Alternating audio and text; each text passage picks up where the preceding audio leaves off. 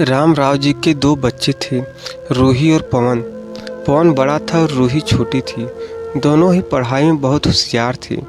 रामराव और रूही की माँ लता रूही को लेकर बहुत चिंतित थी, क्योंकि रूही ने अपनी शिक्षा पूरी कर ली थी। अब उसके लिए एक बेहतर रिश्ता खोजना था।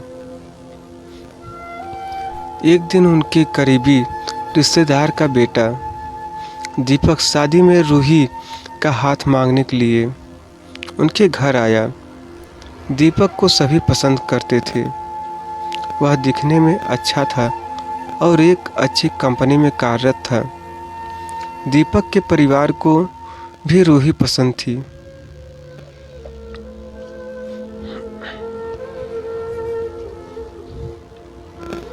फिर इन सब के बाद शादी की तारीख तय हो गई और पवन के भैया और रामराव शादी की सारी तैयारियां कर रहे थे। क्योंकि शादी नज़दीक थी, सारी तैयारियां हो गई। शादी का दिन भी आ गया। पवन रूही का हाथ पकड़कर मंडप में ले आया।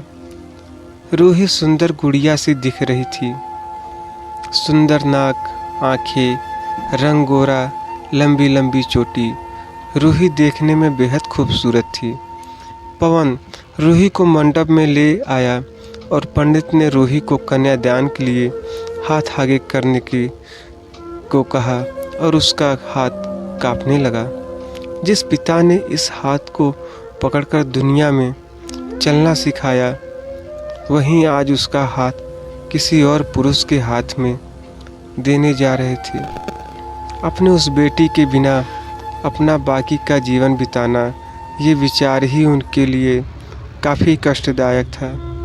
पिता ने उसका हाथ पकड़ लिया और उसके होने वाले पति ने नीचे से उसके हाथ को सहारा दिया। कन्यादान की रस्म शुरू हुई। हाथों से पानी की एक एक बूंद गिरने के साथ पिता की आंखों से भी बूंद बूंद आंसू गिर रहे थे। अपने कलेजे का टुकड़ा दान करते समय क्या अवस्था होती है, तब वह रामराव ने जाना। वह रस्म खत्म हुई।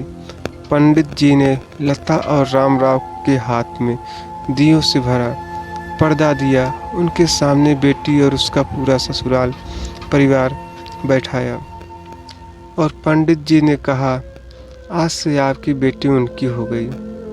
उनसे कहो कि उसका अच्छे से ध्यान रखे। लता अपने मायके वालों के लिए एकदम पराई हो गई। उसकी आंखों में आंसू भर आए। रूही को 2 दिन की ट्रिप पर भी भेजना माँ के लिए कितना मुश्किल होता है, और अब उसको हमेशा के लिए दूसरे के घर भेज दिया जाए और उसके अपने ही घर का मेहमान बना दिया जाए। यह बात अब माँ को समझ आ रही थी। उस रस्म के बाद दूल्हा गेट पर आ गया। पंडित जी ने आवाज़ दी, लड़की के मामा, लड़की को लेकर आओ। उस मामा का हाथ पकड़कर वह उस अंतर पाठ पर जा रही थी।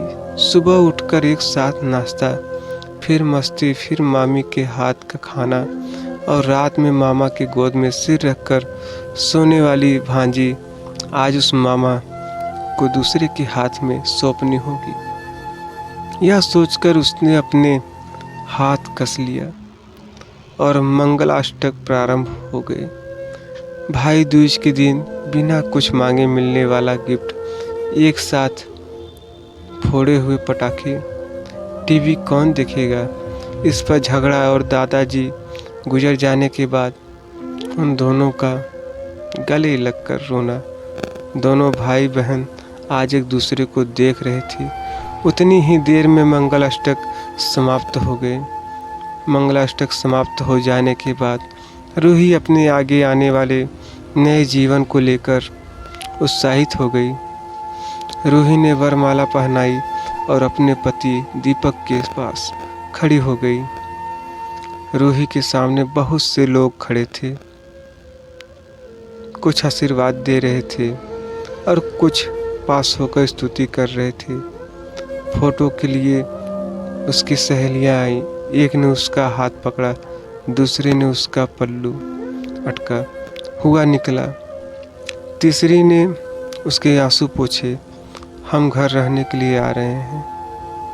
आंटी को बोलना खाना खाने के लिए आएंगे। उसे उस एक कमरे की आवाज़, एक दूसरे के अधिकार और वह दिन याद आ गए जब वे एक साथ रहती थी।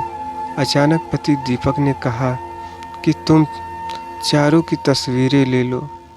मैं साइड में खड़ा हो जाता हूँ और वह चारों चेहरे हंसे। खाने की कतार में आज रूही माँ पापा से दूर दूसरे लोगों के साथ बैठी थी। खाना खाने के बाद पंडित जी ने गौरी हार की पूजा करने के लिए बुलाया। रूही ने वहाँ मन से पूजा की। माँ ने रूही की झोली भर दी और अनीता आंटी ने कहा कि आप पीछे मुड़ना मत। रूही अचानक चौंक गई। वह आगे बढ़ने लगी। इतने सालों से बच्चे की तरह पाले हुए चाचा का बांध टूट गया। स्कूल से घर वापस आने में देर हो जाने पर अस्वस्थ होने वाले वह चाचा जी, जन्मदिन पर 5-6 फ्रॉक उसके आगे लाकर रखने वाले चाचा जी, मैं नहीं आने वाली आज घर में, चाची के पास रहूँगी कहकर रोने वाली वह आज हमेशा के लिए दूर चली जाएगी। यह रूही के दूसरे माँ पापा के रूप में चाचा चाची को भी यह बात सहन नहीं हो रही थी। उसकी पहचान आज बदल चुकी थी। हाथों की वह हरी चूड़ियाँ, पाँव में बिछिया और गले में मंगलसूत्र नए जीवन की राह दिखा रही थी। सास का हाथ पकड़कर रूही उस फूलों से सजी गाड़ी में दीपक के साथ बैठी। उस गाड़ी में खुशी थी और उस गाड़ी के बाहर खड़े सभी लोग आंखों में आंसू लिए उसे अलविदा कह रहे थे। रूही बोली, मम्मी पापा आती हूँ।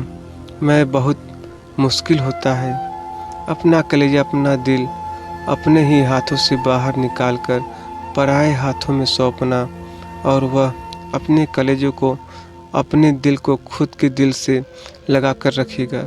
फिर भी हर माता पिता इस मुश्किल काम का सपना देखते हैं। लड़की के जन्म के बाद से ही